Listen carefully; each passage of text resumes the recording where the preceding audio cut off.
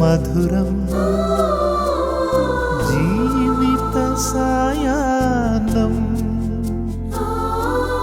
മഹനീയം ഈ സായം സന്ധ്യ ഭയമിനിയും വേണ്ട കണ്ണീരും വേണ്ട കർത്താവാം ദൈവം കരം പിടിക്കും. ലോകമെമ്പാടുമുള്ള എല്ലാ ഗുഡ്നസ് TV പ്രേക്ഷകരെയും വളരെ സ്നേഹത്തോടെ സന്തോഷത്തോടെ മധുരം ജീവിത സായാഹ്നം എന്ന ഈ പ്രോഗ്രാമിലേക്ക് സ്വാഗതം ചെയ്യുന്നു.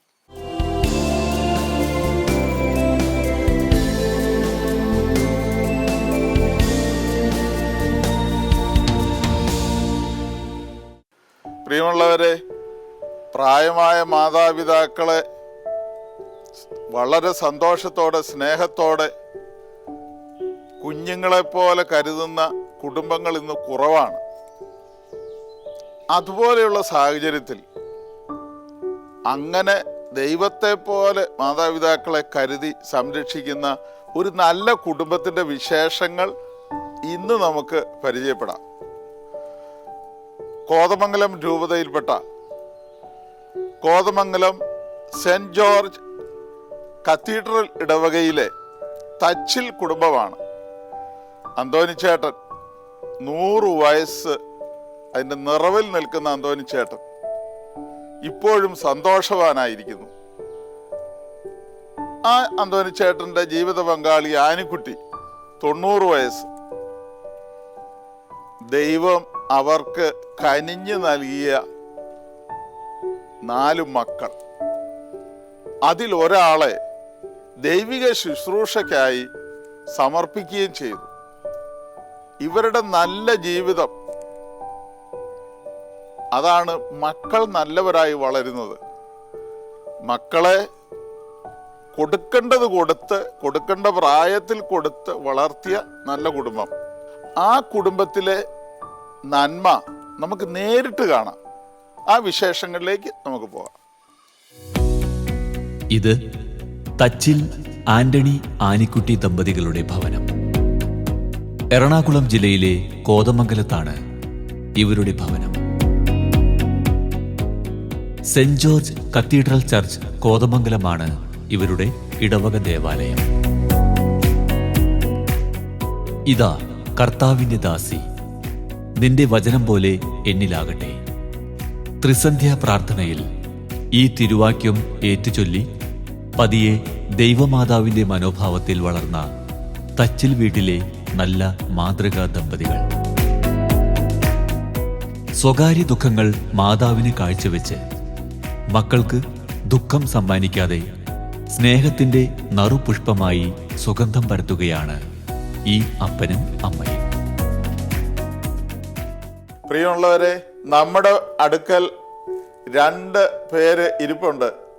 100 വയസ്സ് പൂർത്തിയാക്കുന്ന അന്തോണിച്ചേട്ടനും 90 വയസ്സായ ആനിക്കുട്ടി അമ്മയും. 2 പേരും വിവാഹ ജീവിതം ആരംഭിച്ചിട്ട് ഇന്ന് 62 വർഷം പൂർത്തിയാവുകയാണ്. ഇവരുടെ വിശേഷങ്ങളിലേക്ക് നമുക്ക് പോകാം. അതിനുമുമ്പ് ഒരു കാര്യം കൂടി. നമ്മുടെ അന്തോണിച്ചേട്ടൻ എയർഫോഴ്സിൽ 26 വർഷം ജോലി ചെയ്ത് 2ാം ലോകമഹായുദ്ധത്തിൽ പങ്കെടുക്കുകയും ഗാന്ധിജി മരിക്കുമ്പോൾ ആ അടുത്ത ഗാർഡ് ഓഫ് ഓണറിൽ പങ്കെടുക്കുകയൊക്കെ ചെയ്ത ഒരു നല്ല രാജ്യസ്നേഹി കൂടിയാണ്. ദൈവം ഇപ്പോഴും ഈ വിവാഹത്തിൻ്റെ 62 വർഷം പൂർത്തിയാക്കുന്ന ഈ നിമിഷങ്ങളിൽ ഇവരുടെ വിശേഷങ്ങളിലേക്ക് നമുക്ക് പോകാം. നമുക്ക് അവരുടെ വിശേഷങ്ങൾ കേൾക്കാം. ജീവിതത്തിൽ സന്തോഷകരമായ അനുഭവമാണോ ഇപ്പോൾ ഉള്ളത്? എനിക്ക് സന്തോഷക്കുറവ് ഒരിക്കലും ഉണ്ടായിട്ടില്ല. നിങ്ങൾ തമ്മിലുള്ള സ്നേഹവും കൂട്ടായ്മയും എന്നും അന്നത്തേതുപോലെ സൂക്ഷിക്കാൻ പറ്റുന്നുണ്ട്. അതിന്റെ രഹസ്യം എന്താണ്? ഒന്നാമത്തെ രഹസ്യം, ഞാൻ കല്യാണം കഴിച്ചിട്ട് കുറേ നാളത്തേക്ക് ഞങ്ങൾ രണ്ടുപേരും സെപ്പറേറ്റ് ആയിട്ട് ജീവിച്ചുകൊണ്ടിരുന്നു. പിന്നെ കണ്ടുമുട്ടിയത് അവിടുന്ന് റിലീസ് ചെയ്ത് പോകുന്നതിന് ശേഷം പെർമനൻ്റ് ആയിട്ട് വീട്ടിൽ വന്നിരുന്നു. ആ സമയത്തൊക്കെ യാതൊരു സന്തോഷക്കുറവും ഉണ്ടായിട്ടില്ല. കണ്ടപ്പോൾ എനിക്ക് ബോധ്യപ്പെട്ടു, കല്യാണം കഴിച്ചു. അതുവരെ യാതൊരു സന്തോഷക്കുറവും ഉണ്ടായിട്ടില്ല. ഇപ്പൊ സമാധാനം സന്തോഷമാണോ? ഇപ്പോൾ സന്തോഷം തന്നെയാ. സന്തോഷമായിട്ട് തന്നെ പോകുന്നു. സന്തോഷമായിട്ട് ഇപ്പോഴും പോകുന്നു. അന്ന് നിങ്ങൾ തമ്മിൽ സ്നേഹവും യോജിപ്പുമായിരുന്നു. അതുകൊണ്ട് തന്നെ മക്കളെ നല്ല രീതിയിൽ വളർത്താൻ കഴിഞ്ഞോ? അത് തീർച്ചയായിട്ടും. മക്കളെ എനിക്ക് ഏറ്റവും ആഗ്രഹം എൻ്റെ മക്കളൊക്കെ നല്ല ഈശ്വരവിശ്വാസത്തിൽ കഴിയണമെന്ന്. അതങ്ങനെ തന്നെ സാധിച്ചു. ജോലികൾ എന്തെങ്കിലും ചെയ്യാൻ സാധിക്കുന്നുണ്ടോ? അങ്ങനെ എന്തെങ്കിലും? ഞാനിപ്പോൾ അധികമായിട്ട് ചെയ്യുന്നത് കൊന്തയില്ലു. ഇത്രയും ആവശ്യമാകുന്നതിന് മുമ്പേ കൊന്ത കിട്ടുമായിരുന്നു. ഇപ്പം ഇങ്ങനെ ഇരുന്ന് ചെയ്യാനായിട്ട് അപ്പം ശ്വാസം മുട്ടും. ലങ്സിൻ്റെ പ്രശ്നമുള്ളതുകൊണ്ട് ശ്വാസം മുട്ടുണ്ട്. അത് ഒരു 10,000 കൊന്തയെങ്കിലും ഞാനിങ്ങനെ കെട്ടി വിതരണം ചെയ്തിട്ടുണ്ട്.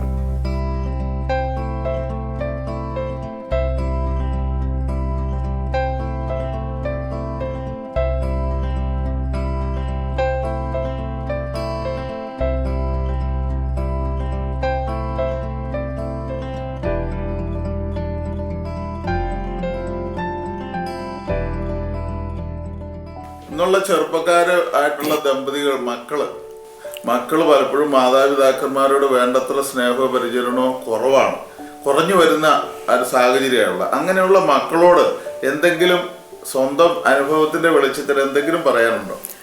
സ്വന്തം അനുഭവത്തിന്റെ വെളിച്ചത്തിൽ കാരണന്മാർക്ക് കുറച്ച് നിർബന്ധ സ്വഭാവം കാണും. ചിലപ്പോൾ അവർക്ക് എന്തെങ്കിലും ഇത് കാണും. അത് ക്ഷമിക്കാനുള്ള ഒരു ക്ഷമ, ഒരു ശക്തി കിട്ടാൻ ദൈവത്തോട് പിള്ളേർ പ്രാർത്ഥിക്കണം. എന്നിട്ട് കാരണന്മാരെ അതനുസരിച്ചിട്ട് നോക്കണം.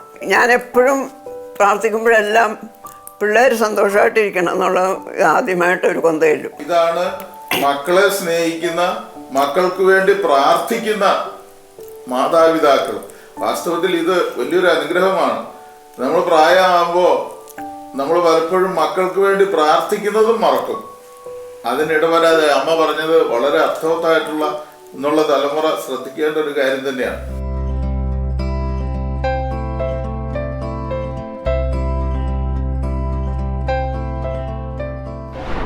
എൻ്റെ പേര് സിസ്റ്റർ ടിറ്റി ഫ്രാൻസിസ്.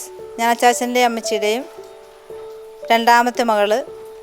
ദേവദാസൻ കണ്ടത്തിലച്ചൻ സ്ഥാപിച്ച Assisi sisters of Mary immaculate എന്ന സഭയിലെ അംഗമാണ് ഞാൻ. ഇപ്പോൾ ഊട്ടിയടുത്ത് കോട്ടഗിരിയിൽ ആശുപത്രിയിൽ ഡോക്ടറായിട്ട് ജോലി ചെയ്യുന്നു. അച്ചാച്ചൻ്റെ അമ്മയുടെ ഓർമ്മകൾ പങ്കുവയ്ക്കുമ്പോൾ ഏറ്റവും കൂടുതൽ എനിക്ക് പറയുവാനുള്ളത്, പാവപ്പെട്ട മനുഷ്യരോടുള്ള കരുണ ഏറ്റവും കൂടുതലായിട്ട് ഞാൻ പഠിച്ചത് അച്ചാച്ചനിൽ നിന്നാണ്. എപ്പോൾ ഏത് പാവപ്പെട്ടവർ വന്നാലും ഒരു സഹായം കൊടുക്കാതെ അച്ചാച്ചൻ ഒരിക്കലും പറഞ്ഞു വിടാറില്ല. അതാണ് ഏറ്റവും കൂടുതലായിട്ട് ഞാനിപ്പോൾ ജോലി ചെയ്യുന്ന സമയത്തും പാവപ്പെട്ട രോഗികൾ വരുമ്പോൾ അല്ലെങ്കിൽ പാവപ്പെട്ട ആരെങ്കിലും സഹായം ചോദിച്ചുകൊണ്ട് വരുമ്പോൾ എൻ്റെ ഓർമ്മയിൽ ഏറ്റവും ആദ്യം എത്തുന്നത് അച്ചാച്ചൻ പഠിപ്പിച്ചു വിട്ട അച്ചാച്ചൻ്റെ മാതൃകയിലൂടെ ഞാൻ പഠിച്ച ഈ കാര്യമാണ്. ഇനി അമ്മയെപ്പറ്റി ഓർക്കുമ്പോൾ അടുക്കും ചിട്ടയോടും കൂടി ജീവിക്കാനും രാവിലെ എഴുന്നേൽക്കാനും എല്ലാ കാര്യങ്ങളും നോക്കിക്കണ്ട് ഉത്തരവാദിത്തോടെ ചെയ്യുവാനും ഞാൻ പഠിച്ചത് അമ്മയിൽ നിന്നാണ്. അതുപോലെ തന്നെ പാചകം പഠിച്ചത്, തയ്യൽ പഠിച്ചത് എല്ലാം അമ്മയിൽ നിന്നാണ് പഠിച്ചത്. അച്ചാച്ചൻ്റെ അമ്മയുടെയും പ്രാർത്ഥന ജീവിതത്തിനെ ഒത്തിരി സ്വാധീനിച്ചിട്ടുണ്ട്. പിന്നെ ഞാൻ സന്യാസ സഭയിലേക്ക് സിസ്റ്ററാകാൻ പോകുന്നു എന്ന് പറഞ്ഞപ്പോൾ ഒരു എതിർപ്പ് എനിക്ക് ഒരിക്കലും ഉണ്ടായിട്ടില്ല. അങ്ങനെ എതിർപ്പില്ലാതെ പോയതുകൊണ്ട് സന്തോഷത്തോടെയും സമാധാനത്തോടെയും ജീവിതത്തിൽ ദുഃഖങ്ങളില്ലാതെയും കഴിഞ്ഞു പോകുന്നു. അതുപോലെ തന്നെ പിന്നെ പ്രത്യേകിച്ച് പറയാനുള്ളത്, അച്ചാച്ചനെയും അമ്മേനെയും എൻ്റെ സഹോദരങ്ങൾ വളരെ കാര്യമായിട്ട് ശുശ്രൂഷിക്കുന്നുണ്ട്, നോക്കുന്നുണ്ട് എന്നുള്ളൊരു മനസ്സമാധാനത്തോടെ ജീവിക്കാൻ പറ്റുന്നതാണ് ഏറ്റവും വലിയ സന്തോഷം. എൻ്റെ പേര് ജോർജ് ടി എ. ഞാൻ അച്ചാച്ചൻ്റെ അമ്മയുടെയും മൂന്നാമത്തെ മകനാണ്. ഇത് എൻ്റെ ഭാര്യ ജോർലി. എനിക്ക് 2 കുട്ടികളാണ്. മൂത്തയാൾ ഇവിടെ സ്ഥലത്തില്ല, അയർലൻഡിൽ പഠിക്കാൻ പോയിരിക്കുകയാണ്. രണ്ടാമത്തെ ആൾ ആൻമി +2 പഠിക്കുന്നു. ഞാൻ അച്ചാച്ചൻ്റെയും അമ്മയുടെയും കൂടെയാണ് ഞങ്ങൾ ഒരുമിച്ചാണ് ഈ വീട്ടിൽ താമസിക്കുന്നത്. പിന്നെ എനിക്ക് ഇവരെക്കുറിച്ചുള്ളൊരു ഓർമ്മകൾ പങ്കുവയ്ക്കുകയാണെങ്കിൽ, ചെറുപ്പം മുതലേ ഞങ്ങളുടെ ഓരോ കാര്യങ്ങളിലും പഠിപ്പിക്കുന്ന കാര്യത്തിലാണെങ്കിലും അതുപോലെ തന്നെ ഞങ്ങളുടെ പള്ളിയിൽ വിടുന്ന കാര്യത്തിലും ദൈവകാര്യങ്ങളിലും അതുപോലെ പ്രാർത്ഥനാ കാര്യങ്ങളിലുമൊക്കെ ഇവരുടെ നല്ലൊരു സപ്പോർട്ട് ഞങ്ങൾക്കുണ്ടായിരുന്നു. പിന്നെ ഞാൻ ചെറുപ്പം മുതലേ കാണുന്ന ഒരു കാര്യം, എൻ്റെ ഈ തച്ചിൽ കുടുംബത്തിലെ അച്ചാച്ചൻ്റെ അമ്മയുടെയും സഹോദരന്മാരിലും അച്ചാച്ചൻ 6ാമത്തെ ആളാണ്. ഇവർ മൊത്തം 9 പേരാണ്.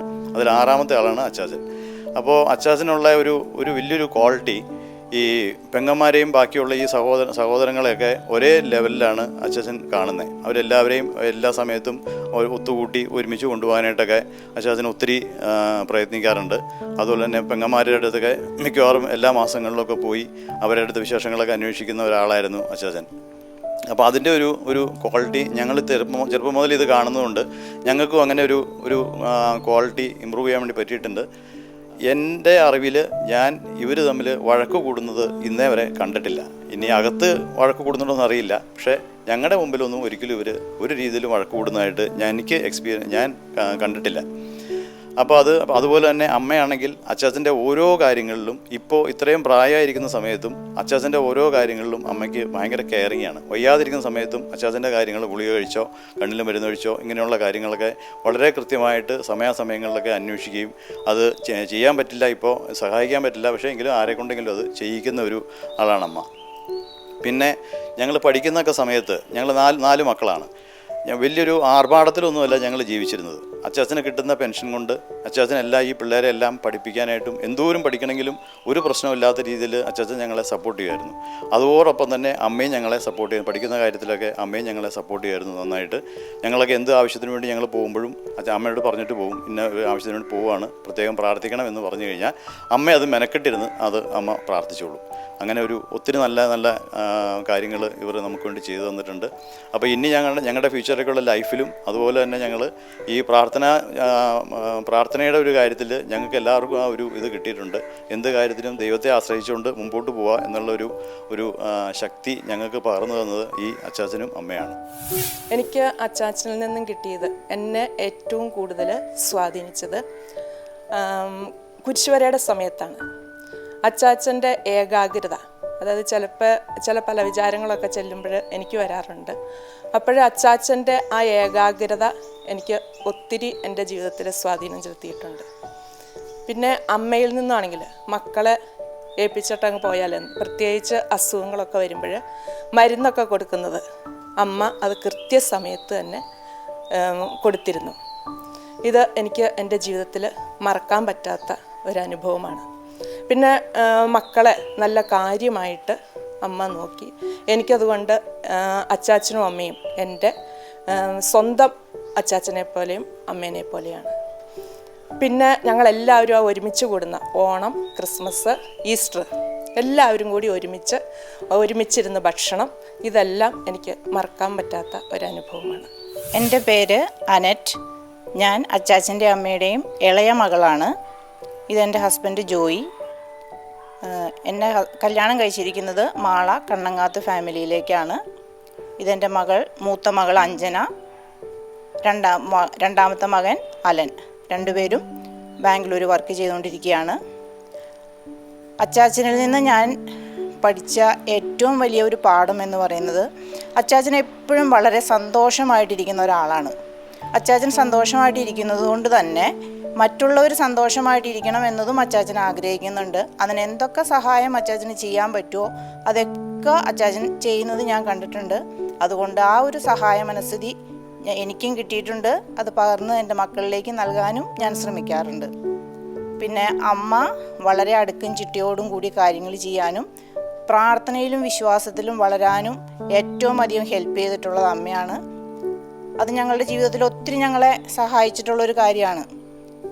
പിന്നെ ഞാൻ പഠിച്ച ഏറ്റവും വലിയൊരു പാഠം, ഉള്ളത് കൊണ്ട് സംതൃപ്തിയായിട്ടും സന്തോഷമായിട്ടും ജീവിക്കാൻ. അത് നമുക്ക് എത്ര കുറവാണെങ്കിലും അത് നമുക്കുള്ളത് കൊണ്ട് സന്തോഷമായിട്ട് ജീവിക്കണം എന്നുള്ളത് പഠിച്ചത് ഇവരിൽ നിന്നാണ്. ഇവർ ഇതുവരെ പകർന്നു നൽകിയ പാഠങ്ങൾ മക്കളിലേക്ക് പകരാൻ ഞാൻ ശ്രമിക്കുന്നുണ്ട്.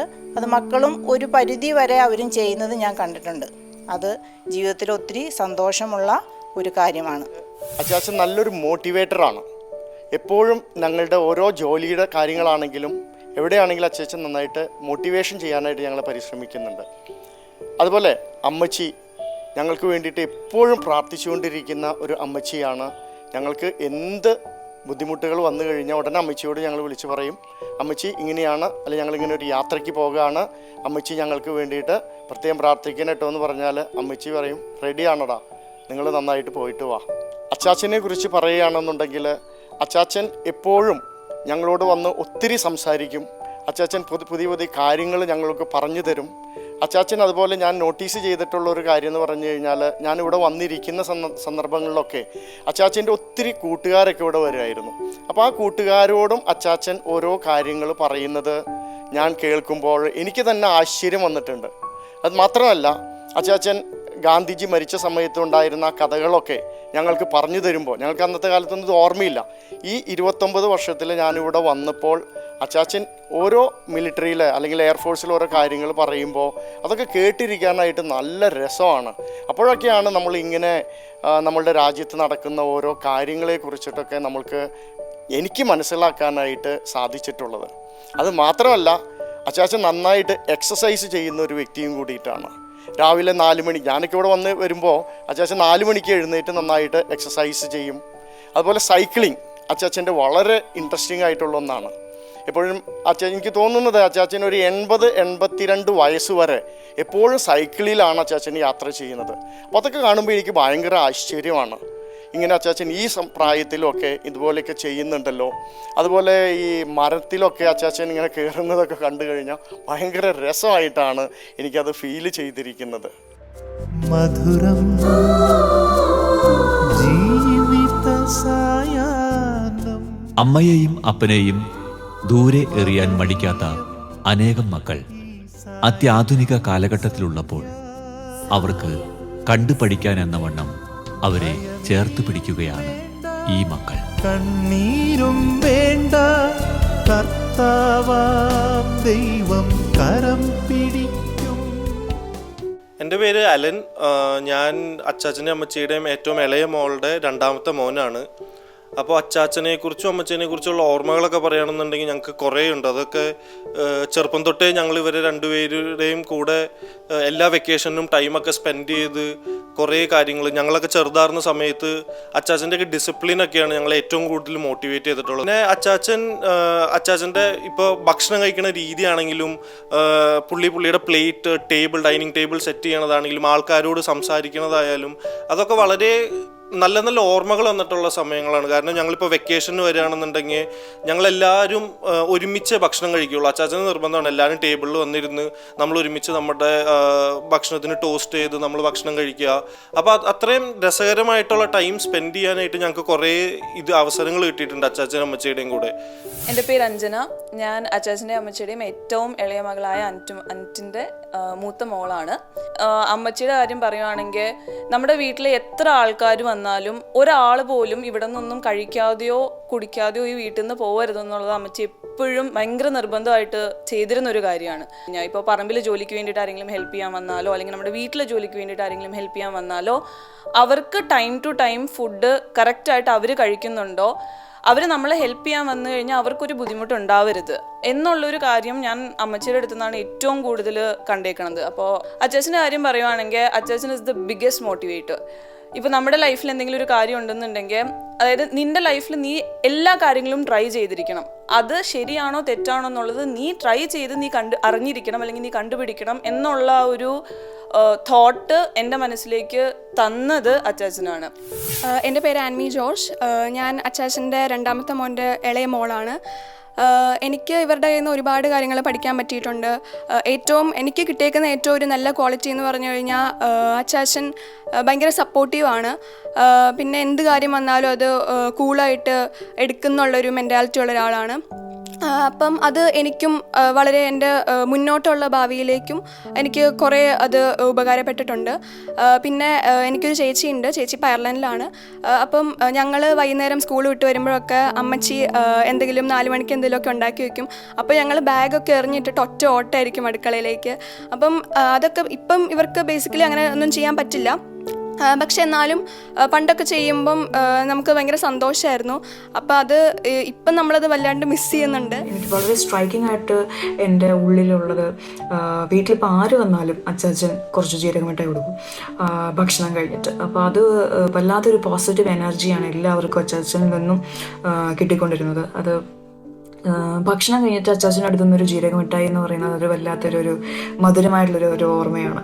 പിന്നെ പറയുവാണെങ്കിൽ ഞങ്ങളിപ്പം സ്കൂളിൽ പോകുമ്പോഴായാലും ഒക്കെ അച്ചാച്ചൻ എപ്പോഴും സിറ്റ് ഔട്ടിൽ നിന്നിട്ട് രാവിലെ ചിരിച്ചുകൊണ്ട് ഒരു ടാറ്റ പറച്ചിലുണ്ട്. അതുപോലെ തന്നെ അമ്മച്ചിയായാലും സ്കൂൾ ഓട്ടോ വരുമ്പോഴേക്കും അമ്മച്ചി ഓടും, കിച്ചണിൽ നിന്ന് ഓടി വരും സിറ്റ് ഔട്ടിലേക്ക് ഒരു ടാറ്റ തരാൻ വേണ്ടിയിട്ട്.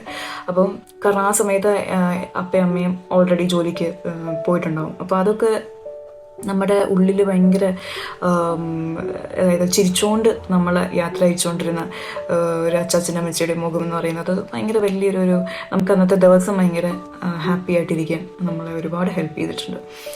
ഈ തച്ചിൽ കുടുംബത്തിൻ്റെ ഭാഗമായി നിന്നുകൊണ്ട് കുടുംബത്തെ മാത്രമല്ല ഇടവക മുഴുവനെയും സ്നേഹിക്കുന്ന കരുതലുള്ള കോതമംഗലം സെൻറ് ജോർജ് കത്തീഡ്രൽ ഇടവക വികാരി തോമസ് ചെറുവറമ്പിലച്ചൻ ഈ കുടുംബത്തിൻ്റെ നന്മകളിലേക്ക് പോവുകയാണ്. അച്ഛൻ്റെ വാക്കുകൾ നമുക്ക് ശ്രമിക്കാം. കോതമംഗലം കത്തീഡ്രൽ ഇടവകയിലെ തച്ചിൽ കുടുംബം അനുഗ്രഹീതമായ ഒരു കുടുംബമാണ്. എയർഫോഴ്സിൽ നീണ്ട വർഷങ്ങൾ ശുശ്രൂഷ ചെയ്തു. അതിൽ നിന്ന് ലഭിച്ച തുച്ഛമായ പെൻഷൻ കൊണ്ട് എൻ്റെ മക്കളെയൊക്കെ നന്നായി വളർത്തി, നല്ല നിഷ്ഠയുള്ളവരാക്കി വളർത്തി. കൃത്യനിഷ്ഠ, കുടുംബ പ്രാർത്ഥന, ദേവാലയത്തിൽ അനുദിനം പോകണമെന്നുള്ള മാതാപിതാക്കളുടെ വലിയ നിർബന്ധം മക്കളെയൊക്കെ നല്ലവരാക്കി മാറ്റി. കഴിഞ്ഞ വർഷം ധോനിച്ചേട്ടൻ്റെ 100ാം ജന്മദിനം ആഘോഷിച്ചപ്പോൾ ഇവിടെ കുടുംബാംഗങ്ങളൊക്കെ ഒരുമിച്ച് കൂടി. വലിയ സൗഹൃദം. മക്കൾ മാതാപിതാക്കളെ സ്നേഹിക്കുന്ന രീതി കാണേണ്ടതാണ്. ഇവിടുത്തെ മക്കൾ പറയുന്നുണ്ട്, ഞങ്ങളുടെ അപ്പച്ചനും അമ്മച്ചിയും ഒരിക്കൽ പോലും വഴക്ക് കൂടുന്നത് ഞങ്ങൾ കണ്ടിട്ടില്ല എന്ന്. വലിയ ഉദാത്തമായ മാതൃക. അമ്മയുടെ തീക്ഷ്ണമായ പ്രാർത്ഥന മക്കൾക്ക് എന്നും വലിയ പ്രചോദനമാണ്. ജപമാല ചൊല്ലി പ്രാർത്ഥിക്കുന്നതോടൊപ്പം തന്നെ ജപമാല ഉണ്ടാക്കി മറ്റുള്ളവർക്ക് കൊടുത്ത് അവരെ കൊണ്ടും പ്രാർത്ഥിപ്പിക്കുന്ന ഒരു നല്ല അമ്മ. ചുരുക്കത്തിൽ ഇവരുടെ ജീവിതം ദൈവത്തിൻ്റെ മുമ്പിലും മക്കളുടെ മുമ്പിലും ഇടവകയിലും വലിയൊരു മാതൃകയാണ്. എയർഫോഴ്സിലുള്ള ജീവിതം രാഷ്ട്രത്തെ ശുശ്രൂഷിക്കുവാൻ സേവിക്കുവാൻ പോരുന്ന വലിയ മനോഭാവമൊക്കെ വലിയൊരു മനസ്സാണ്. ഈ ജീവിതത്തിന് എല്ലാ നന്മകളും ദൈവാനുഗ്രഹങ്ങളും നമുക്ക് സ്നേഹപൂർവ്വം ആശംസിക്കാം. നല്ല ഈശോ ഈ കുടുംബാംഗങ്ങളെയൊക്കെ അനുഗ്രഹിക്കട്ടെ എന്ന് പ്രാർത്ഥിക്കുന്നു.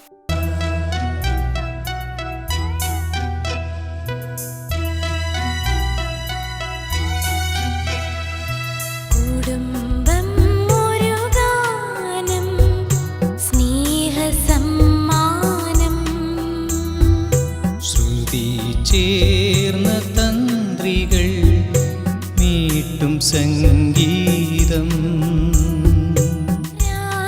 മാതാപിതാക്കളുടെ സ്നേഹത്തിന് മധുവിനേക്കാൾ മധുരമുണ്ടെന്ന് തിരിച്ചറിഞ്ഞ മക്കൾ, വേദനകളിലും കണ്ണീരിലും പരിശീലിച്ച പ്രാർത്ഥനാ ജീവിതം തലമുറകൾക്ക് അനുഗ്രഹമായി ദൈവാശ്രയ ബോധത്തിൽ വളരേണ്ടതെങ്ങനെയെന്ന് മക്കൾക്കും പുതുതലമുറകൾക്കും ഉറച്ച ബോധ്യത്തിൽ നിന്ന് തന്നെ പറഞ്ഞു കൊടുക്കാൻ കഴിഞ്ഞു എന്നത് ഒരു ചെറിയ കാര്യമല്ല. തീന്മേശയിലും ഇവർ സ്നേഹത്തോടെ ഒന്നിക്കുന്നു, പങ്കുവെക്കുന്നു.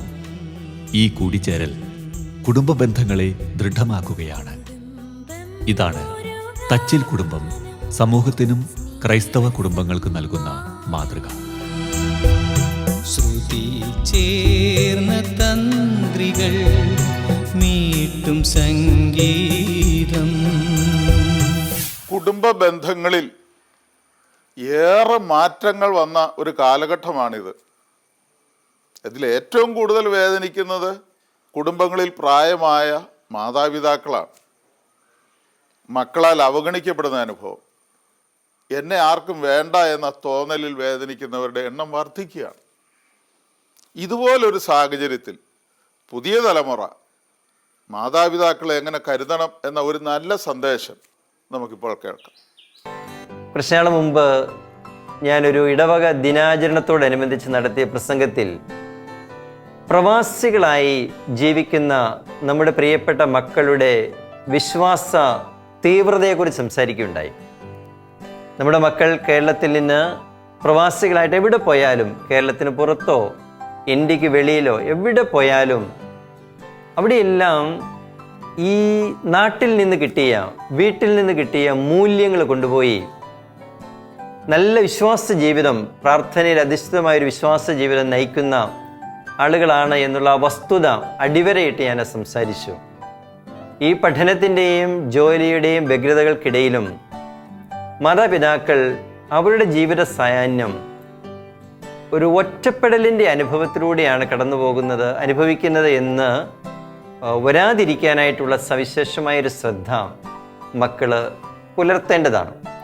ചിലരൊക്കെ അവരുടെ ജോലി രാജിവെച്ച് മാതാപിതാക്കളെ ശുശ്രൂഷിക്കാനായിട്ട് ജീവിതം സമർപ്പിക്കുന്നത് ഞാൻ ശ്രദ്ധിച്ചിട്ടുണ്ട്. പക്ഷെ അങ്ങനെയൊക്കെയുള്ള അതല്ല എങ്കിൽ തന്നെയും ഏതെങ്കിലും വിധത്തിൽ അവരുടെ രോഗത്തിൻ്റെയും പ്രായത്തിൻ്റെയും സന്ദർഭങ്ങളിൽ തങ്ങൾ മക്കളാൽ പരിഗണിക്കപ്പെടുന്നില്ല, സ്നേഹിക്കപ്പെടുന്നില്ല എന്നൊരനുഭവത്തിലേക്ക് മാതാപിതാക്കൾ പോകാതിരിക്കാനായിട്ട് ഉള്ള ഒരു സവിശേഷമായ ശ്രദ്ധ മക്കളുടെ ഭാഗത്തു നിന്നുണ്ടാവട്ടെ എന്നാഗ്രഹിക്കുകയും പ്രാർത്ഥിക്കുകയുമാണ്.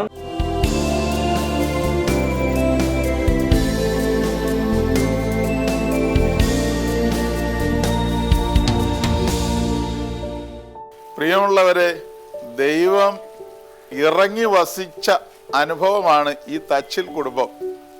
പൂർവപിതാവായ അബ്രാഹാം ദൈവത്തിന് ആതിഥേയത്വം നൽകി അതിലൂടെ അനുഗ്രഹിക്കപ്പെട്ട ഒരു കുടുംബമാണ് പൂർവപിതാവ് അബ്രാഹത്തിൻ്റെ കുടുംബം. പിതാവായ ദൈവത്തിന് സ്വയം തന്നെ വിട്ടുകൊടുത്ത അബ്രാഹത്തിൻ്റെ വിശ്വാസ ജീവിതം അത് അതേപടി അനുകരിച്ച് ഈ തച്ചിൽ കുടുംബത്തിൻ്റെ റോൾ മോഡലായിരിക്കുന്ന മാതാപിതാക്കന്മാർ രണ്ടുപേരും മക്കളുടെ മനസ്സിൽ മാത്രമല്ല പേരക്കുട്ടികളുടെ മനസ്സിലും വേര് പിടിച്ചു നിൽക്കുന്ന ഒരനുഭവം. റോൾ മോഡലായിട്ട് മക്കളും മരുമക്കളും കരുതുന്ന മാതാപിതാക്കൾ. മക്കൾ ദൈവത്തിൻ്റെ ദാനമാണ്. അതെന്തിനാണ്? ദൈവത്തിന് വേണ്ടി മക്കളെ വളർത്താനാണ്. അതാണ് ഇവർ നിർവഹിച്ചത്. അതുകൊണ്ട് തന്നെ ഒരു മകളെ ദൈവിക ശുശ്രൂഷയ്ക്കായി ഇവർ സന്തോഷപൂർവ്വം വിട്ടുകൊടുത്തു. ഈ മക്കളെല്ലാവരും നല്ല രീതിയിൽ വളർന്നു വന്നു, നല്ലവരായി വലിയവരായി വളർന്നു. അതിന് ഈ മാതാപിതാക്കളാണ് കാരണം. ഇവരിലെ നന്മ മക്കളിൽ താഴെ തട്ടുവരെ എത്തി നിൽക്കുകയാണ്. നമ്മൾ കണ്ടുപിടിക്കേണ്ട വലിയ ഒരു മാതൃകയാണ്. സ്നേഹത്തിലും കൂട്ടായ്മയിലും ഒന്നിച്ചു നീങ്ങുന്ന, ദൈവത്തിൻ്റെ കരം പിടിച്ച് മുന്നേറുന്ന ഈ നല്ല മാതാപിതാക്കൾക്കും മക്കൾക്കും പേരക്കുട്ടികൾക്കും ഗുഡ്നസ് ടിവിയുടെ ഒരു സ്നേഹസമ്മാനം വളരെ സന്തോഷത്തോടെ നൽകുന്നു.